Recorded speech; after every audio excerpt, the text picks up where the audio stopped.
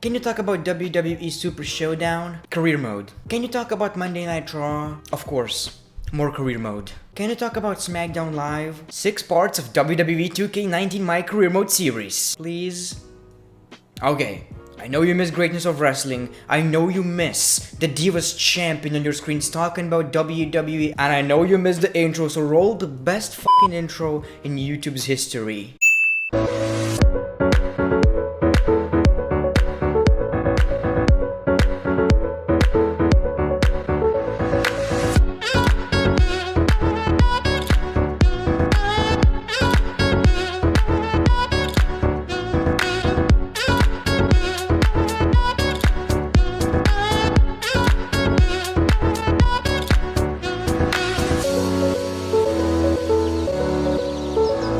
Welcome everybody to the greatest wrestling show in wrestling's history. Welcome to Greatness of Wrestling. How are you guys doing today? And today we're going to make a short review of WWE Super Showdown, Monday Night Raw, and SmackDown Live. And by the way, we got a bunch of WWE heel turns and face turns on Monday Night Raw. So I think out of all of these, Monday Night Raw was the most interesting. But let's start with WWE Super Showdown.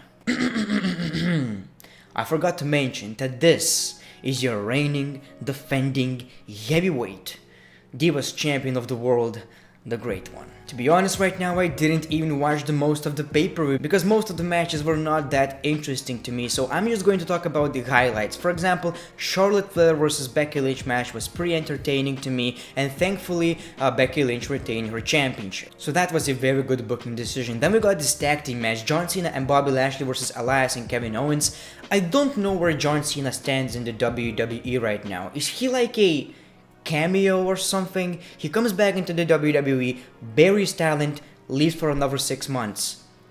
Isn't that what he criticized The Rock for? I don't have any problem with that. I don't think he should criticize The Rock in the first place.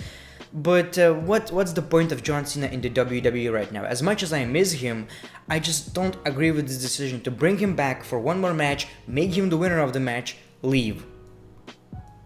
What's the point? They win the match, and the biggest talking point of this is John Cena's new hairstyle. I gotta say, I think it looks good, but he's the only person who looks older with hair. How does that work? And but honestly, I think he should cut it because he's kind of getting bald right here, so, you know, not the best look. He looks like Jim Carrey, but it's just hair, so who really cares, right? I really appreciate the fact that Iconics defeated Naomi and Asuka because they were in their hometown.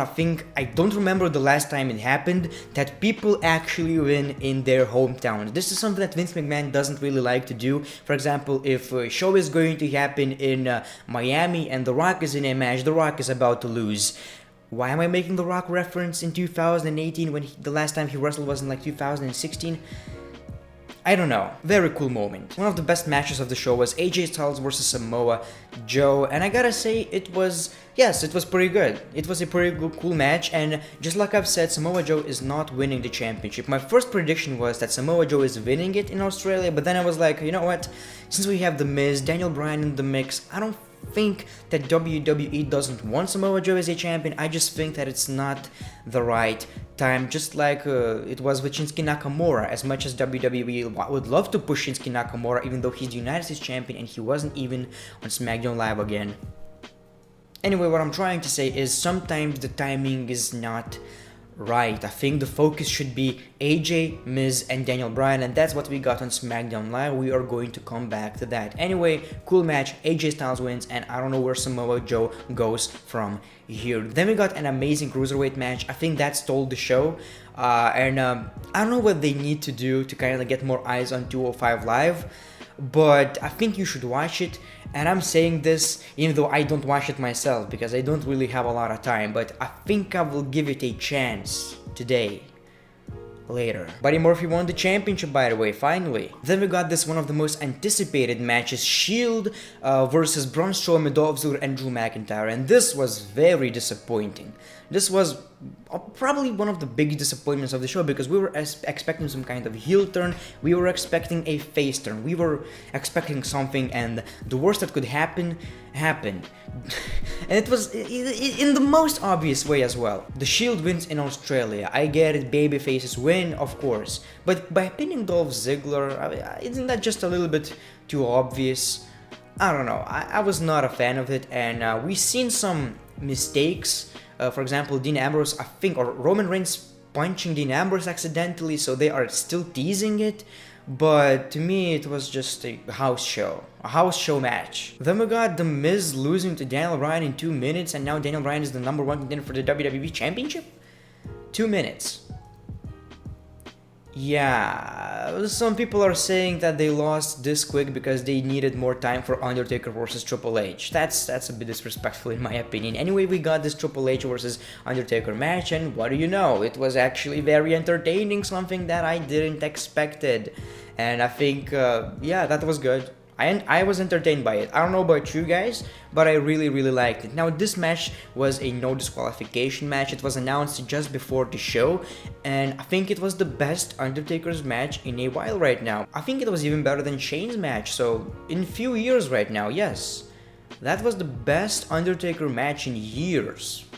You gotta appreciate that. We got a bunch of interferences from Shawn Michaels and Kane, and at the end of it, Triple H won the match in a shocking fashion because nobody expected that. But we got this cool moment at the end where DX showed respect to Brothers of Destruction, and Brothers of Destruction showed respect to DX, pretty much just ending the era. And I was like, okay, this is a cool ending. Nope. I think it was even better because Undertaker and Kane attacked DX and they ended the show by walking out as the last man standing. Cool ending, but what it told us is that we are getting DX versus Brothers of Destruction at Crown Jewel. Crown Jewel. So, a pretty decent event. I think it was better than the event in Saudi Arabia, so thumbs up. I don't know. Then we got Monday Night Raw, and on Monday Night Raw we got Shawn Michaels coming out of the retirement to face Kane and The Undertaker with Triple H. Now, the funniest thing about it was DX pretending that they are some young lads, you know. Am I cool? Am I cool, boy? While in reality, these are just two 50-year-olds who are bald. Not that cool. This obviously has mixed reactions from the WWE fans because Shawn Michaels was the last good retirement we had in the WWE. Ric Flair screwed it, everyone screwed their retirements. Shawn Michaels was the last, and honestly, I'm not mad. If you got that offer to have one more match, one single match in the WWE, and you get the amount of money that would set you for life, of course you would do it. Of course. I'm not saying that he doesn't have enough money, of course he has, but still. I would do it, you would do it, and that's just the way it is. And hopefully after this, since it's already coming out of the retirement for a tag team match, hopefully we are getting a decent one-on-one match as well. Please don't wear the headband ever again. Then we got Bobby Lashley versus Kevin Owens, in which Bobby Lashley turned heel and Kevin Owens pretty much turned face, I guess, so it was a double turn. During the whole match, Lio Rush was talking crap about Kevin Owens, distracting him, and Bobby Lashley was really intense during this match, and after he won the match, he was still beating the crap out of Kevin Owens. He was trying to break his legs, so it was a really obvious heel turn. And is it the first time we are actually going to see face Kevin Owens in the WWE? I think it would really work. A lot of people say that it wouldn't because they never seen him as a babyface in the WWE, but he is someone who's always, he's pretty much just a family guy. I think that would work. Then we got Finn Balor and Bayley versus Jinder Mahal and Alicia Fox. Punch me with Roman Reigns' Superman cock. Another two heel turns. The Bella Twins turned heel on Ronda Rousey after their match, so another heel turn. I think it was about time since everyone is booing the Bella Twins anyway, so I guess it works. I think so. Do I care?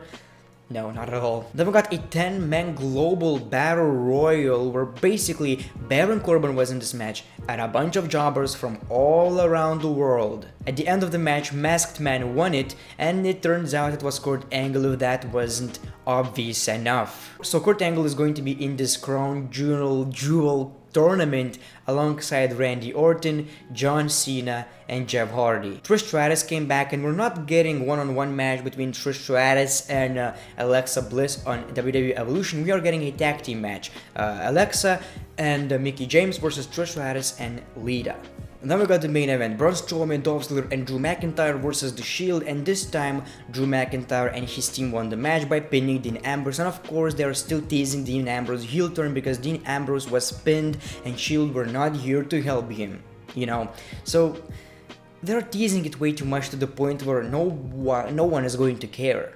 You know, no one is going to care because it's not gonna be out of the blue, and if someone is going to turn heel, it's probably going to be Seth Rollins again, you know, because they're teasing Dean Ambrose, but at the end of it, Seth Rollins is the one who did it again. That is my prediction. Then we got SmackDown Live. The show opened with Becky Lynch versus Charlotte Flair for the SmackDown Women's Championship, and the match ended with a spear through the Trons. I think that was pretty sick, and this might just be the women's rivalry that we needed. I'm tired of Carmella's and all this diva crap. This is a rivalry that we needed a long time ago, and if this is what they are going to do in the future as well, I believe in women's evolution right now. Revolution, whatever. If you have champions like Carmella just dancing with James Ellsworth, this is the same divas crap we seen in 2010. Jeff Hardy versus Samoa Joe for World Cup qualifying match, and Jeff Hardy won the match because Samoa Joe couldn't continue because of his leg, that he apparently suffered an injury I guess in Australia, I assume. Then we got Miz TV with Daniel Bryan and AJ Styles. Daniel Bryan and AJ Styles showed a lot of respect to each other. They didn't do the same to The Miz. And the best thing about this segment was The Miz saying that when was the last time WWE Championship pretty much headlined a pay-per-view? You are the reason why WWE Championship is not prestigious. He said that to AJ Styles, and this is something that fans are talking about as well, and I'm glad that he acknowledged it. I'm really glad he acknowledged it, and I hope The Miz is winning the WWE Championship very soon, so I think that was the highlight of this promo. We got AJ Styles versus Shelton Benjamin in a pretty short match in which AJ Styles won with a phenomenal forearm. We got continuation of Rusev Lana and Aiden English's Milwaukee storyline, and this time Aiden English was hacked. I think you could have went with a better storyline than that. He was hacked. So we have the actual footage of what happened, and of course, just like I've said, it's a total different thing. She was just thanking Aiden English, and that's it. That's pretty much it. And then they were fighting. The biggest thing about it, the most entertaining thing about it to me, is the fact that whatever they give to Aiden English, he always nails it. And hopefully, once this rivalry is all said and done, Aiden English is not gonna be fired from the WWE because this guy deserves some kind of push. And the show ended with Big Show versus Randy Orton, again in a very short match. And I don't know why they went with this. Who really wants to see Big Show versus Randy Orton? Anything could be bad. Literally anything. I'm a fan of Randy Orton. He's one of my favorites of all time. My childhood hero, I guess. Big Show, also a fan. I think he's one of the best big men WWE ever had. But in the main event of SmackDown, Orton versus Big Show, why would anyone care? That's my issue with that. And Randy Orton wins with an RKO. I think this was the first time he used RKO in a very long time, so I don't know. People really popped for it, so probably that's the reason why he's not using RKO, because he wants to be a heel and people are cheering for him when he uses the RKO because this is the best WWE finisher we ever had. Anyway, so out of these three, I think of course the most entertaining was in Australia, but the show that made most changes was Monday Night Raw because we got a bunch of heel turns and face turns. SmackDown Live was just here. I don't know. I don't think it was a very good show. Felt like a filler. But anyway, these are my quick thoughts on WWE Raw, Super Showdown, and SmackDown Live. Let me know your thoughts in the comments below, and from this moment we are going to continue with greatness of wrestling episodes as well. But WWE 2K19 Career Mode episode 7 is still going up today, so make sure to check out that. Thank you for watching this video. As always, ya boy, the Divas Champion, everybody, the Great One. Peace, love, and hugs.